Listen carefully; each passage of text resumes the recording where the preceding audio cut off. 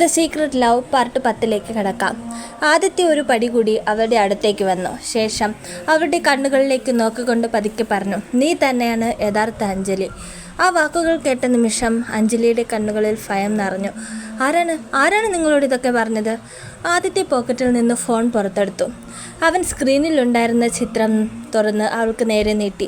അഞ്ജലി ചിത്രം കണ്ടതും ഞെട്ടിപ്പോയി. അത് അനക്കയോടൊപ്പം നിന്നെടുത്ത ചിത്രമായിരുന്നു. ഇത് അവളുടെ ശബ്ദം പേടികൊണ്ട് വിറച്ചു.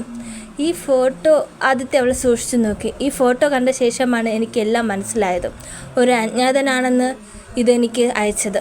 അവൻ പറഞ്ഞത് ഒരേ ഒരു കാര്യമാണ്, ഇവളാണ് യഥാർത്ഥ അഞ്ജലിയെന്ന്. അഞ്ജലി ഭയത്തോടെ ചുറ്റും നോക്കി. അപ്പോൾ ആരെങ്കിലും എന്നെ നിരീക്ഷിക്കുന്നുണ്ടോ? അവരുടെ ശബ്ദത്തിൽ ഭയം വ്യക്തമായിരുന്നു. ആദിത്യ ഗൗരവത്തോടെ തലയാട്ടി. അതെ, നിനക്ക് ചുറ്റുമുള്ള പലരും നിന്നെ നിരീക്ഷിക്കുന്നുണ്ട്. ആ വാക്കുകൾ കേട്ട നിമിഷം അഞ്ജലിയുടെ ഹൃദയം ഒന്ന് പടഞ്ഞു. ആദിത്യയുടെ ശബ്ദത്തിൽ പതിവിലെ ശാന്തതയൊന്നും ഉണ്ടായിരുന്നില്ല. ഓരോ വാക്കും തണുത്ത കത്തി പോലെ അവളുടെ മനസ്സിലേക്ക് തുളച്ചു കയറി. ഈ ഞാൻ ഉൾപ്പെടെ. ഒരു നിമിഷം നിശബ്ദത. അവൻ മെല്ലെ അവളുടെ കണ്ണുകളിലേക്ക് നോക്കി. നിന്റെ അച്ഛൻ അറിയണം നീയാണ് അയാളുടെ സ്വന്തം മകളെന്ന്. പക്ഷേ അവനൊരു നിമിഷം നിർത്തി. ആ ചെറിയ ഇടവേള പോലും അഞ്ജലിക്ക് ഒരു യുഗം പോലെ തോന്നി. ഒരിക്കലും അയാൾക്ക് നിന്നെ സ്നേഹിക്കാൻ കഴിയരുത്, മകളെ ഒന്ന് ചേർത്ത് പിടിക്കാനും കഴിയരുത്, അടുത്തുപോലും കാണാൻ കഴിയാതെ ജീവിതകാലം മുഴുവൻ അയാൾ ഉരുകണം. അതാണ് ഞാൻ ആഗ്രഹിക്കുന്നത്. അഞ്ജലിയുടെ കണ്ണുകൾ നിറഞ്ഞു. അവൾ വിശ്വസിക്കാനാവാതെ ആദിത്യയെ നോക്കി. എന്തിനാ? അവളുടെ ശബ്ദം വരച്ചു. ആദിത്യയുടെ മുഖം പെട്ടെന്ന് കടുപ്പമായി. നിന്റെ അച്ഛൻ കഴിഞ്ഞ 20 വർഷം ജയിലിൽ കടന്നത് എന്തിനാണെന്നറിയാമോ? അഞ്ജലി ഒന്നും മിണ്ടിയില്ല. എൻ്റെ അച്ഛനെ കൊലപ്പെടുത്തിയ കേസിൽ. അന്നു മുതൽ ഞാനും എൻ്റെ അമ്മയും എൻ്റെ ചേച്ചിയും അനുഭവിച്ച ജീവിതം എന്തായിരുന്നുവെന്ന് നിനക്കറിയുമോ? ഓരോ ദിവസവും അപമാനം, കണ്ണുനീർ, ഒറ്റപ്പെടൽ. അതൊന്നും പറഞ്ഞാൽ നിനക്ക് മനസ്സിലാകില്ല. അഞ്ജലിയുടെ കണ്ണുകളിൽ പെട്ടെന്നൊരു തിളക്കം തെളിഞ്ഞു. ഇല്ല, അവൾ പറഞ്ഞു. ഒരിക്കലും എൻ്റെ അച്ഛൻ അങ്ങനെ ചെയ്യില്ല. ഞാൻ വിശ്വസിക്കില്ല. നിങ്ങളും ഈ ലോകവും വിശ്വസിച്ചിരിക്കുന്നത് തെറ്റാണ്. അവളുടെ കണ്ണുകളിൽ കണ്ണുനീർ നിറഞ്ഞിരുന്നെങ്കിലും വാക്കുകളിൽ ആത്മവിശ്വാസം മാത്രമായിരുന്നു. എൻ്റെ അച്ഛനെ ആരൊക്കെ ചേർന്ന് ചതിച്ചതാണ്. അതിൻ്റെ ഏറ്റവും വലിയ തെളിവാണ് ആ പെൺകുട്ടി.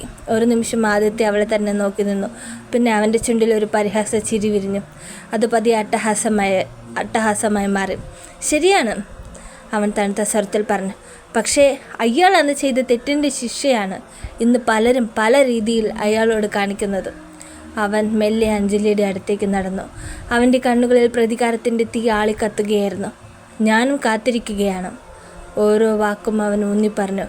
പകരം വീട്ടാൻ. അഞ്ജലിയുടെ ശ്വാസം നിലച്ച പോലെ തോന്നി. ആദിത്യ അവളുടെ കണ്ണുകളിലേക്ക് നോക്കി. എങ്ങനെയാണെന്നറിയണ്ടേ? ഒരു നിമിഷം അവിടെ നിശബ്ദത നിറഞ്ഞു. നിന്റെ അച്ഛൻ്റെ മുന്നിൽ വെച്ച് ഞാൻ നിന്റെ ജീവൻ എടുക്കും. ആ വാക്കുകൾ കേട്ടതും അഞ്ജലിയുടെ ശരീരം പേടിച്ച് വിറച്ചുപോയി. പക്ഷേ അതിനു മുൻപ് അവൻ വീണ്ടും പറഞ്ഞു, അയാൾ അറിയും നീയാണ് അയാളുടെ സ്വന്തം മകളെന്ന്. ആദിത്യയുടെ മുഖത്ത് ക്രൂരമായൊരു പുഞ്ചിരി വിരിഞ്ഞു. അന്നു മുതൽ ഓരോ നിമിഷവും അയാൾ ജീവിച്ചിരിക്കുന്നിടത്തോളം കാലം അയാൾക്ക് മരണതുല്യമായിരിക്കും. അവൻ തിരിഞ്ഞു നടന്നു. 2 അടി മുന്നോട്ട് നടന്ന ശേഷം ഒന്ന് നിന്നു. തിരിഞ്ഞു നോക്കാതെ തന്നെ പറഞ്ഞു, കാത്തിരുന്നോ, നിന്റെ കാലം ഞാനാണ്.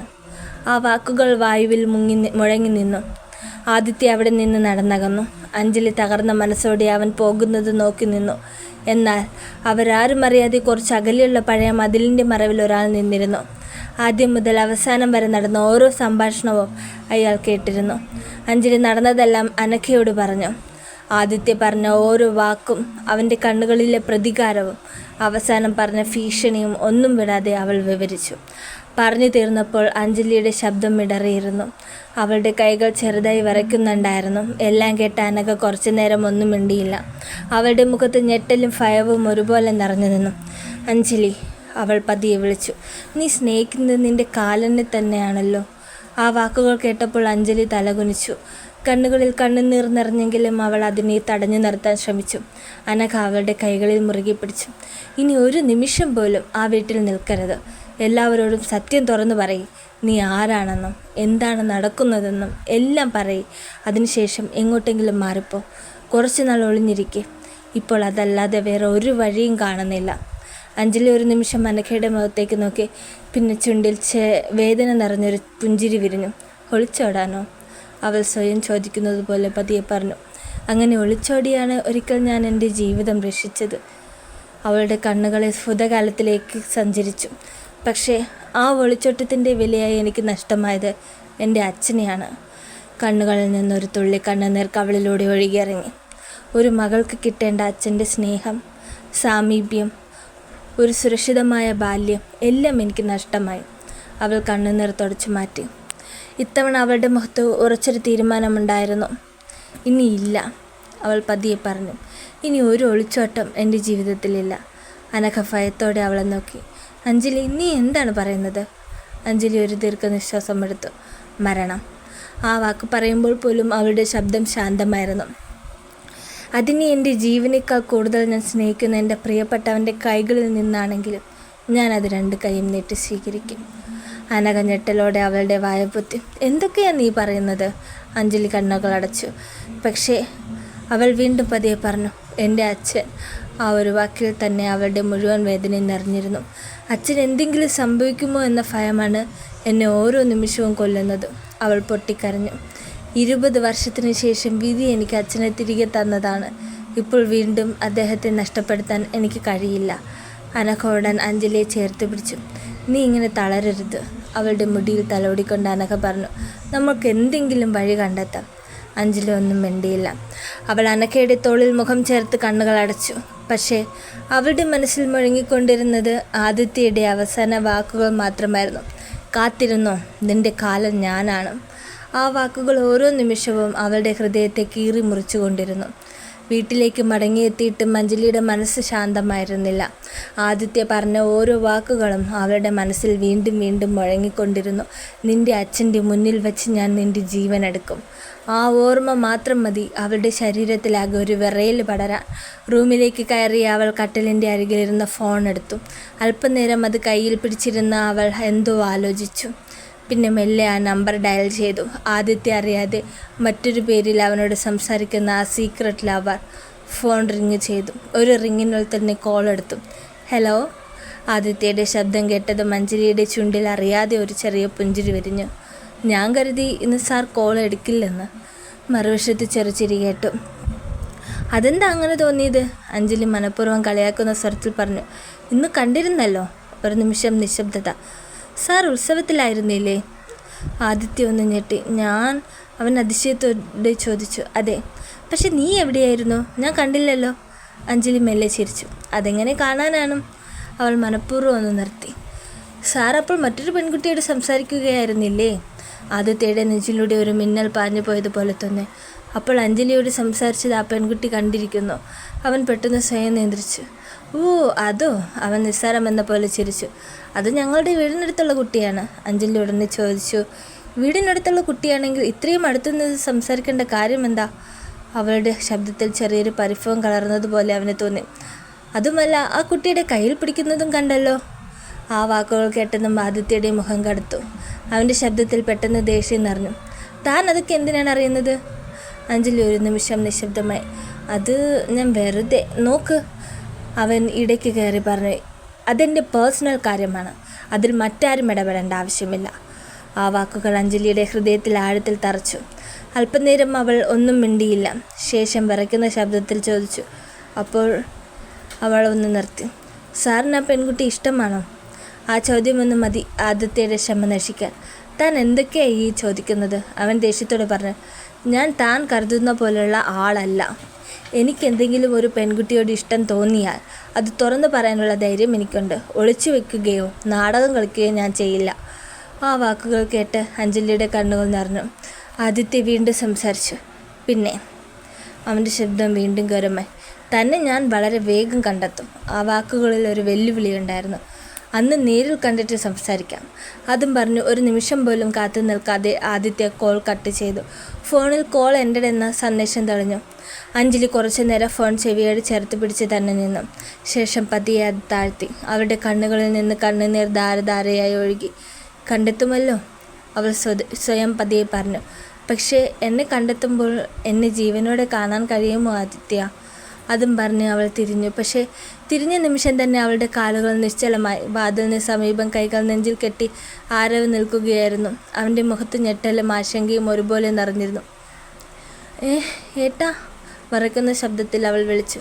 ആരോ പതിയെ അവളുടെ അടുത്തേക്ക് നടന്നു. എന്താ മോളെ ഇതൊക്കെ?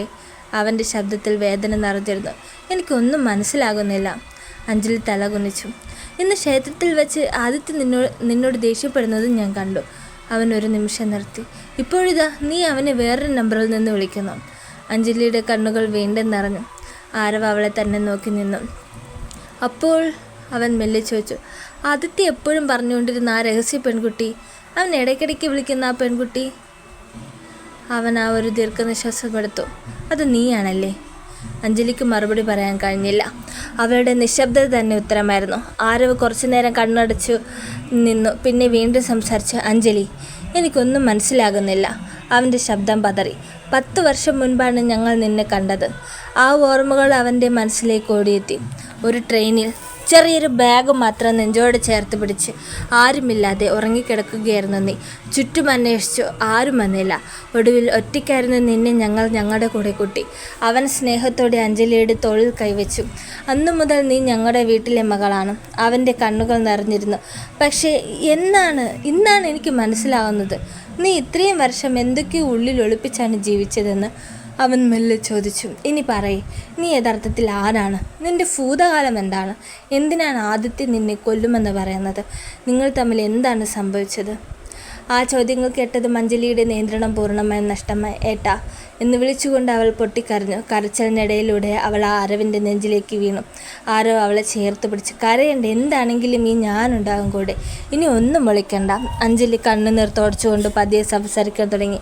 സ്വന്തം പേര് മുതൽ, ജനനം, അച്ഛൻ, അമ്മ, ജീവൻ രക്ഷിക്കാൻ നടത്തിയ ഒളിച്ചോട്ടം, വർഷങ്ങളോളം സ്വന്തം തിരിച്ചറിയിൽ മറിച്ച് ജീവിക്കേണ്ടി വന്ന സാഹചര്യം, ആദിത്യയോടുള്ള പ്രണയം, ഇന്ന് അവൻ സ്വന്തം അച്ഛൻ്റെ മരണത്തിന് പ്രതികാരം ചെയ്യാൻ തൻ്റെ ജീവനാണ് ലക്ഷ്യമിട്ടിരിക്കുന്നതെന്നും ഒന്നും മറച്ചു വയ്ക്കാതെ അവളെല്ലാം തുറന്നു പറഞ്ഞു.